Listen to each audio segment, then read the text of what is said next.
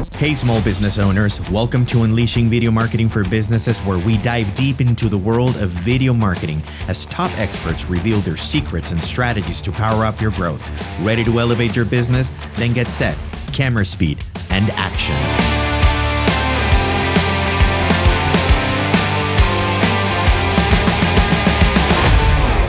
Hi, my friends. Welcome to another episode of Unleashing Video Marketing for Businesses, a podcast designed to give you the best tips and knowledge on how to use video the right way to scale your business. I'm your host, Frank Battiston, and today I have two very special guests. Their names are Santiago Valencia and Melissa Gutierrez, who are social media marketers, and they will be giving us very, very, very valuable knowledge today on how to use TikTok and Instagram Reels to build your brand within your business. Here you go. Melissa, Santiago, I really appreciate you being here. And you, Santiago, I know that we met each other. We have done several live streams for Carol G, and you've, basically worked after the live streams, creating amazing TikTok content for her. It's a very interesting way how you approach storytelling with your TikTok video. So if you can each one tell me a little bit about yourselves, what you've done in the past, some projects or companies you worked for, that would be amazing. Starting with you, Melissa. Thank you for the invite. Well, as you said, I worked in marketing. I am a producer, but I combine it a lot with marketing. So I've been working for the past 7 years in video marketing companies where we help through paid social some of the brands to grow and to get, more purchases, to be seen. So basically what we do and what I've done in the past years is through marketing, and especially through creative marketing, because it's different, with video, is with images and all of this, strategies with the creatives, how to help brands to grow. And that's been my experience in the marketing side. Okay. And how about you, Santiago? Tell me a little bit more about yourself too. Director and producer as well. I've kind of fell into the marketing world after COVID. Before COVID, I used to be in music videos and more narrative projects. After the pandemic, all the big productions kind of shut down, and social media video marketing was surging because it was just a much more manageable productions to do. You only needed pretty much just the person, the influencer, the actor, their own phones, and then that's about it. So, and then after that, I left the agency world. Since then, after you've done this for so many years, people would still reach out to you, wanting you to implement it. But it's been very curious of the way that how those 3 years and seeing a very data-driven form of storytelling influences the more, I guess, from the heart, passion, narrative storytelling. So I have a perception that Melissa, it's more right now, she's more focused into targeted content, that it is, paid content, and you're way more organic and growing and evolving. Can you, Melissa, if you can tell me a little bit about how that is different from what Santiago does, that way we have a contrast of what you do and he does. I think that the big difference is with certain content that is more organic, depending of if you're talking to about growing community for an influencer or for a singer or for a brand, that's more organic, and you're trying to build a community, right? From the side of the paid social, we basically invest the money to get the views, and we have more control of okay, this campaign goes for people that like this. This campaign goes for people that have seen our page before, and is playing a little bit more with the audiences to make sure that our content is seen through the paid world. With the organic, it's more okay, how can I relate to my community so I can get more of those people, more of those views, more community on that side. I think both interact very well, because I think that in the paid social, you have to still be very relatable. But also in the organic side is a little bit harder, because you're not getting you're not paying for that content to be seen. You're actually making sure that you're being very, very relatable to be seen. You can boost your organic content. And you can target it as well when you boost it, but it's just not in depth, in detail as you could make the pixel when you're doing paid social. I do feel like with paid social, you have more control for sure. But with organic, even though like when you can boost it, that becomes a little bit of paid. That becomes like I'm paying for the view. Truly organic is like I'm trying to like see what the algorithm like what my brand, my artist needs, and the algorithm like brings those people with your efforts. Okay. That's interesting. And, how can you create videos that are very engaging, like the content in specifically, let's say TikTok? I honestly think that actually for both of them, and then Melly can like either agree with me or disagree with me. I think that the formula for both is very, very similar. I think like where it starts to deviate, it's towards the end because on paid social, there's a call to action that is directed to a purchase. Whereas for organic, there might be a call to action or there might not be a call to action. But even if there is a call to action, the call to action is to like follow me for more. Whereas with paid social, it can have multiple purposes. I feel like the 3 seconds right now are outdated. You mean the 3 to 5 second hook? Yeah. So now people are extending it to 5 seconds, which I think it's more on that. I honestly think that it goes even further. I think like it's no longer 3 to 5. I think it's 5 to 7. And where people are speaking of like, oh, people have less attention span. Mm-hmm. Yeah. I think there's truth to it, but there's also not the entire story. I think that people have more, they're willing to give more of a chance to content right now and spend the time in the content. Before it was all about 20 seconds, 30 seconds, you're in, you're out. Right now, you see people spending if the content is engaging, they will spend like a full 2 minutes on a TikTok. Wow. And on YouTube, all the YouTubers are going to tell you like, we want to make like Mr. Beast, which is, the guy that everyone looks up to. He's like, I need to make my videos as long as I can humanly make them possible, because that is going to translate into the revenue. And so I don't think that it's so much of an attention span. It's a thing of engagement span.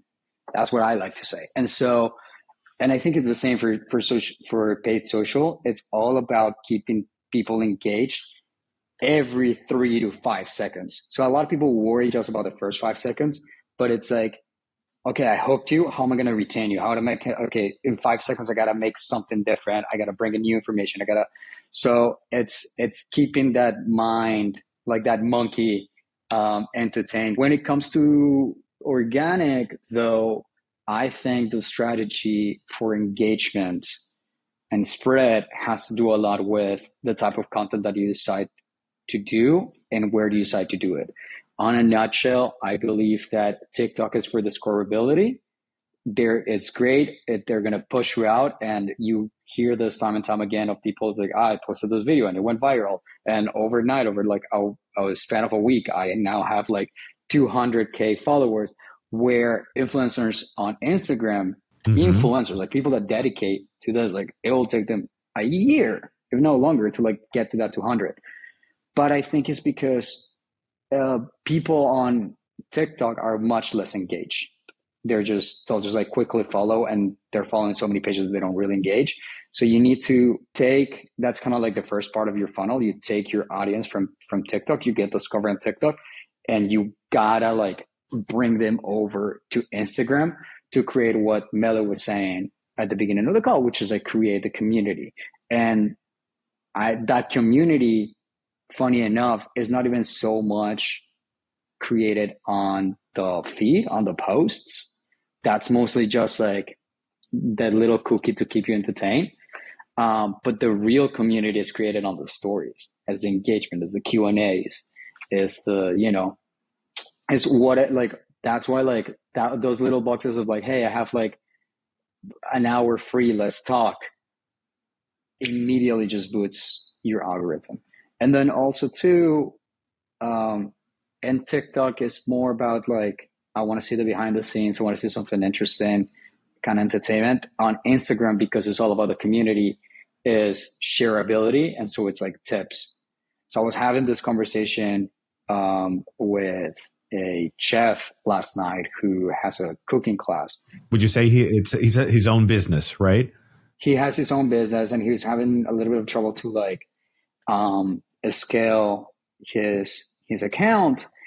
And I quickly took a look at it, and like Melly can tell you this, like I love food. It's 80% of my feed is just food and recipes. I love food and stuff. But I love cooking, man. It's like it's my thing. And I told this to him. A lot of your content is just recipes, and it's just recipes to make you look good as a chef. Of like, I am this big chef that I can do all these really fancy meals and this really fancy plating, and that's great. But if you're gonna do that, then you have to be a personality. Like you have to be the chef that can do this. And he's not doing that. He's not putting himself as a personality. He's just showing people how to like cook.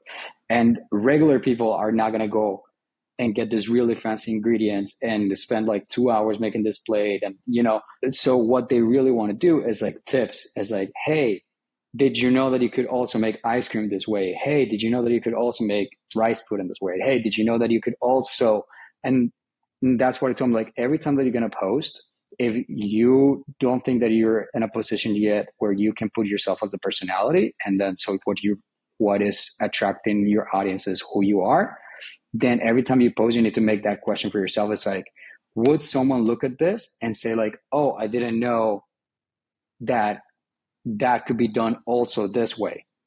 And they're going to share that because that's what they're going to send to their friends. Like, hey, did you know that you could do this too? It's all on like sharing. And like, that's what like Instagram, it's the saves. I'm going to save it for later. I want to see this again. And I'm going to share with someone. It's not so much about the views anymore. It's not so much about the hashtags. It's not so much about the comments, all of that. It's all about the saves and the shares. Yeah. And we talk about it. It's more about like being either like having valuable information for your audience. Because like if you're not having valuable information, and that happens a lot with a lot of influencers or a lot of brands where they want to portray themselves like things you didn't know about me. Do we really want to know about these things? Depending on who you are, if a brand is telling me like things you didn't know about me, I'm gonna scroll. I'm in the world of paid social, so like I'm gonna scroll. I'm like, I will tell the client like, let's look for the way that you can do this concept that I actually care of the things that you want to say, that I actually see the communication correctly of how are the things that like people didn't know about this for my brand. What are you going to say? It's so funny because I was raising my hand and then we were on a podcast. That was perfect. Like I was having this conversation with one of our good friends who is also in this medium about Lamborghini, because Lamborghini now is doing this big push and like they're on their brand and their social and everyone's just it's railing this poor brand, which is Lamborghini, which is crazy that people will rail it, but it's because it's like it's things that you didn't know about Lamborghini, where it's like it'll be far more engaging if you go like 5 things that you didn't know of how Lamborghini does things. Because and I told this to the chef last night. It's like people don't care about you. Sorry, unless you're like a big personality. People don't care about you. People care to be you. And so if you show people how to be you, like how do you do it? How's your day to day? It's like, oh, I can. If you give them the power to replicate you, it's massive. Instead of like putting yourself in a pedestal. So when there's like 5 things about Lamborghini that you didn't know, and we have a headquarter in blah, blah, blah. I don't care. 5 things you didn't know of how Lamborghini does things. So we actually have meetings every Monday, Wednesday, and Thursday to talk about blah, blah, blah. You're like, I need to start doing that. And you're going to send to your friends. It's like, hey, we need to start doing this because Lamborghini is also doing it. Right?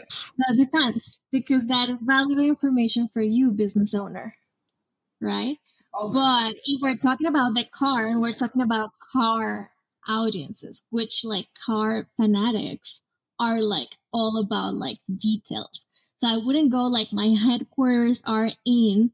I will go like, we designed this door this way. The engine has this because it has like this power.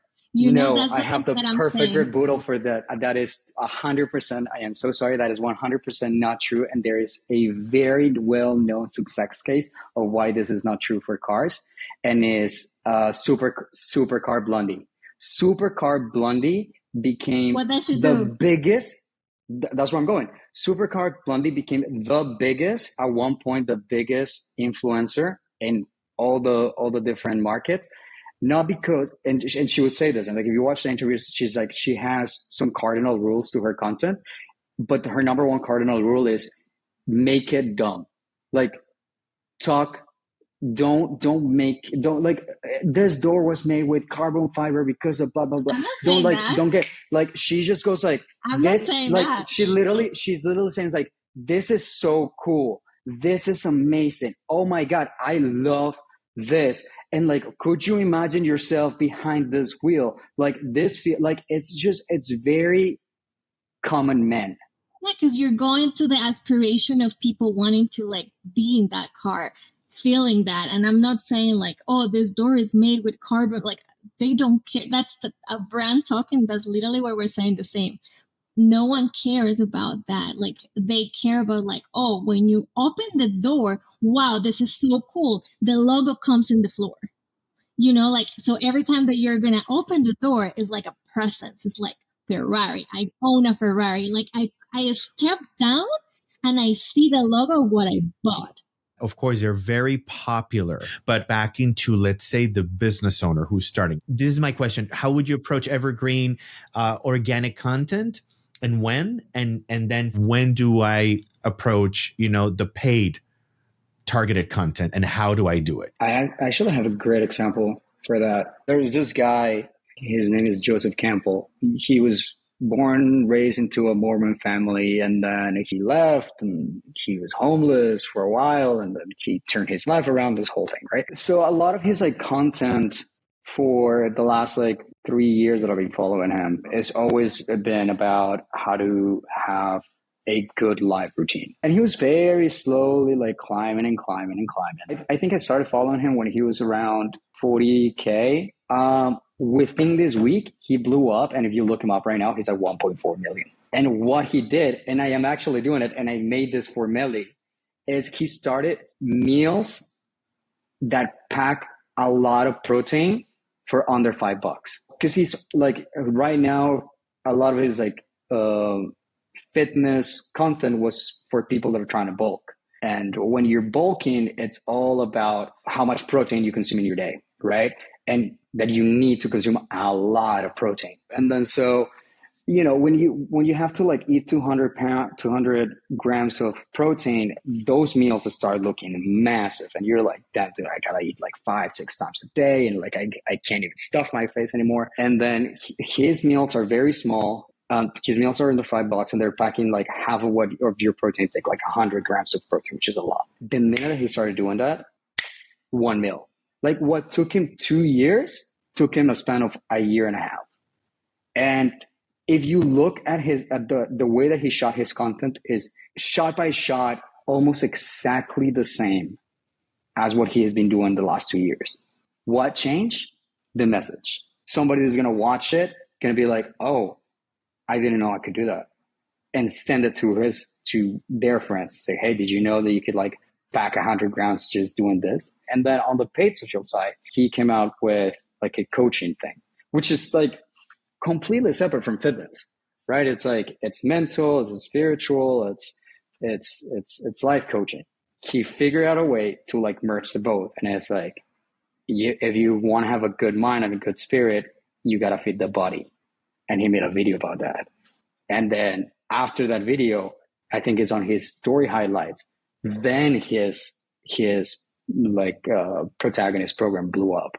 So you would say that the key of everything is knowing the right message for the right audience. I think it's doing it for your audience, because I feel like a lot of times, like a lot of people on social media get very blinded by their ego, and then they're doing their content for them. That's what I was going to say. So let's tie it to that. What are the common mistakes that businesses, let's start with businesses before like personalities or celebrities or influencers, what are the biggest mistakes that small businesses do with their Social. One is not knowing their audience. I think that like they're trying to reach everyone with like your audience could be something that you need to explore first. The second one is like not trying to like copycat or being a carbon copy of other brands because you're unique. And that goes exactly the same as the audience. You're not the other brand, you're your own brand. And I would say the third one is try to get out of like the conventional ways. Not like what worked 2 years ago works now. So making sure that you are like, kind of like going ahead and being what is like happening in the industry and how you can also be participating. For me, is I think that the three pitfalls of brand owners need to be careful when they are dwelling in the social media space are going to be, first of all, ego. You cannot let your ego drive you. You got to let your audience drive you. The second of things I think is going to be testing, which is attached to your ego. Like allow yourself to test, so your audience can guide you. You gotta. I'm a big fan of verbs, and so you gotta make it actionable. So that's how you're gonna do that. And number three, honesty. I think that the mysticism and being mysterious, it's an old trend that is no longer successful. I think that now it's all about being honest and being transparent, letting your audience see behind the curtain and balancing that out with sprinkles of a more polished product to just kind of keep up your brand value. But you do gotta show the behind the scenes of things.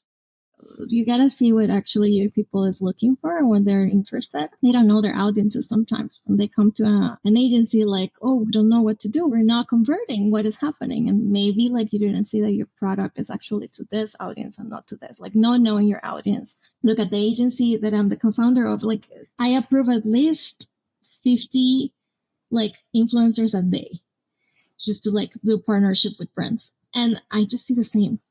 It's like it's the same profile, is the same type of content creator, is the same because they're just like testing a lot, doing fitness, doing recipes, doing outfits, but they don't understand and they don't find their actually like type of content. This is what is working for me. They don't go to the data, and they also, instead of like going inside of like what I like, what am I? If I like spirituality, I'm going to go deep in spirituality, and I'm going to go with like routes that no one else have done it. And I'm going to give valuable information. I'm going to be relatable. I'm going to entertain and do the test with the angle that you're selling, the angle that like you are, you can test the structure. You can test, executions. You can test different formats. Those are like creatives. But that's super different. Like you can test in creatives different like styles, but don't test who you are.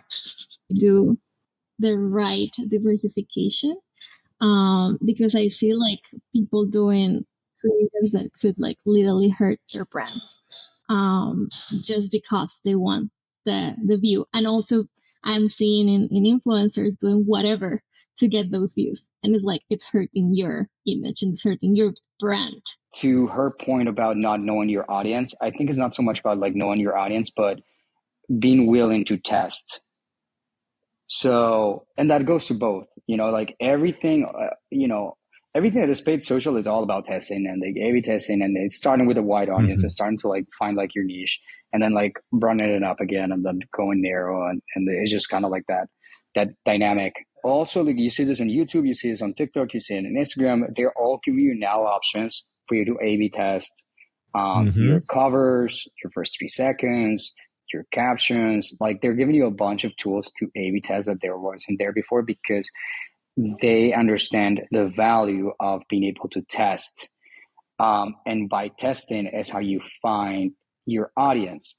And that also ties back to diversifying. And you start seeing, definitely super important not to, to use diversifying as a tool to not let your brand drop, like your brand value drop, but also to be able to be engaging and show a little bit more of the behind the curtain. But then also too, that's in and of itself, it's also another form of test, because then you're going to see like, okay, what kind of audience engages with the more polished product, and then which one engages with a more organic product. But again, you got to thread it carefully, and you got to do things with care, because you can get lost, and this happens very often.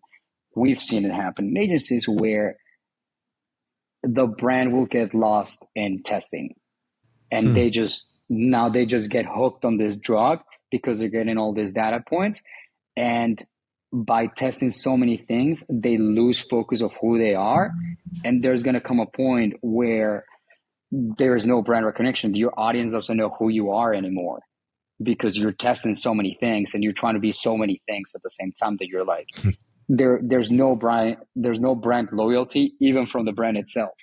But do test the way that I get my message across. Do test your hooks. Do test your executions. With the ego thing, it's a double-edged sword, right? Because you got to thread it carefully, because you got to have a little bit of ego, because you got to maintain your brand. And then we, like, the times that, because Melly and I, we've both worked together side by side now, like the agencies, like we've seen this. By you diversifying your content, you're able to put out the content that is going to supplement your ego, and is going to enable you to keep your status and still establish you as in a high position of your industry. And what's so important with organic is to let go a little bit of that ego and make it look more rough, less polished, less produced, more organic, right?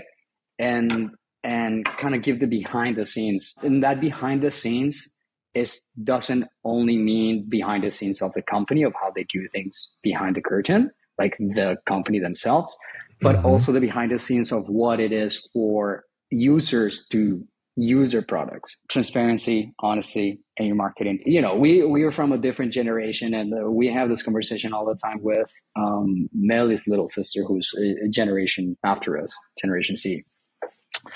And there's one thing, and this conversation happened like about a year ago, but it's stuck with me out of all the conversation. It's like, she just if she's watching a video and the whole video through and through is just positives and saying how great a product is, she's like, this is BS. This is BS. Like, I don't believe this. Like, nothing is this good.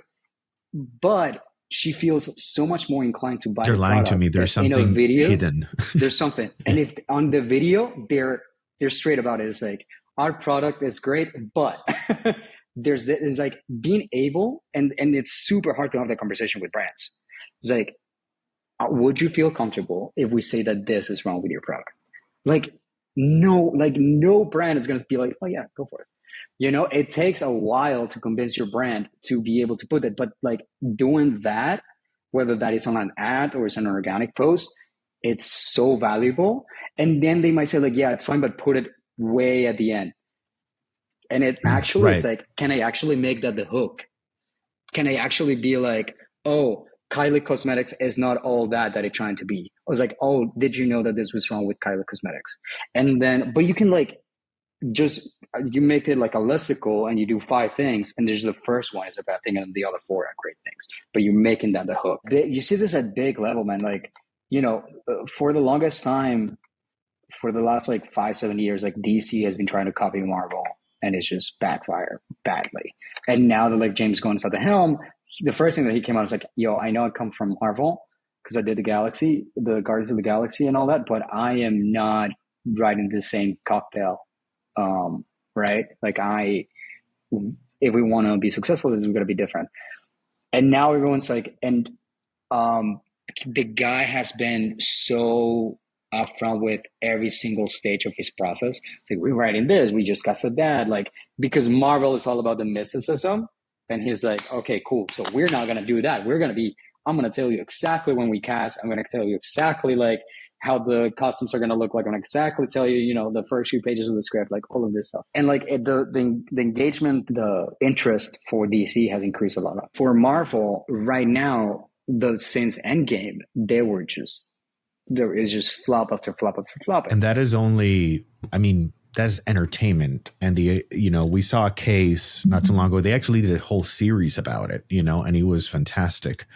And it's the Elizabeth Holmes Theranos story situation. She basically was selling that she had these machines, and this is more medical. So imagine medical has like a lot of boundaries and a lot of dangerous stuff that you need to be able to provide and to do it safely so that it doesn't, affect society.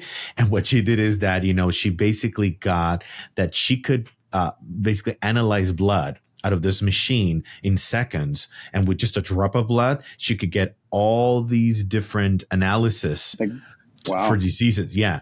And what happened is that she didn't yet. She hadn't done it yet. And behind the scenes, the company was like striving to get this done and across. And they started even selling to, I think it was Walgreens, without testing behind it. They were saying that they were safe, but behind it, they weren't testing. So it was terrible when people started finding out and investigating. So there's the documentary, The Inventor, and then there's the series, the entertaining series. I don't remember the name of the actor, but they did it and they really explained there how she was able to pull that off. But this is a perfect extreme case of somebody that wasn't honest with her marketing. That can be something really dangerous and to navigate. And specifically, I just brought this subject matter because I thought she's the extreme of that point, a pitfall that you were saying about honesty.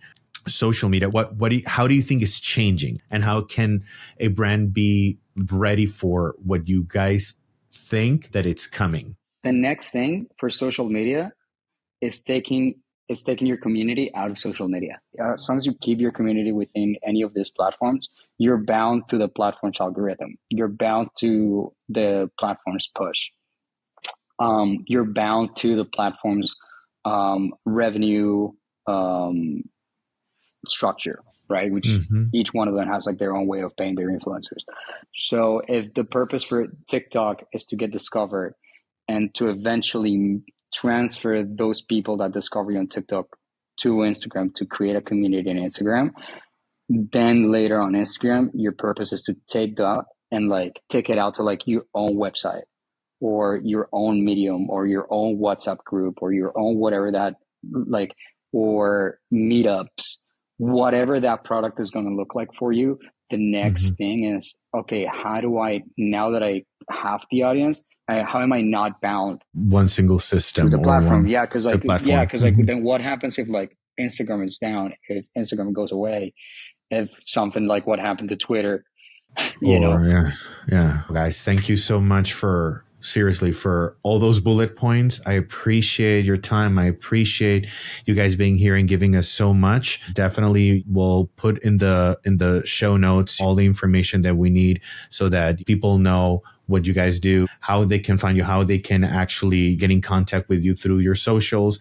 And, definitely guys, just thank you for everything. Well, there you have it, my friends. What a juggernaut of information you just received. Thank you so much, Melissa and Santiago, for your time and the valuable tips you just provided us. Please don't forget to subscribe to our channel. It's very important. This way, you don't miss on any other experts we'll be bringing here that will help you have the right knowledge to propel your business forward. I'm your host, Frank Battiston, and see you in the next time.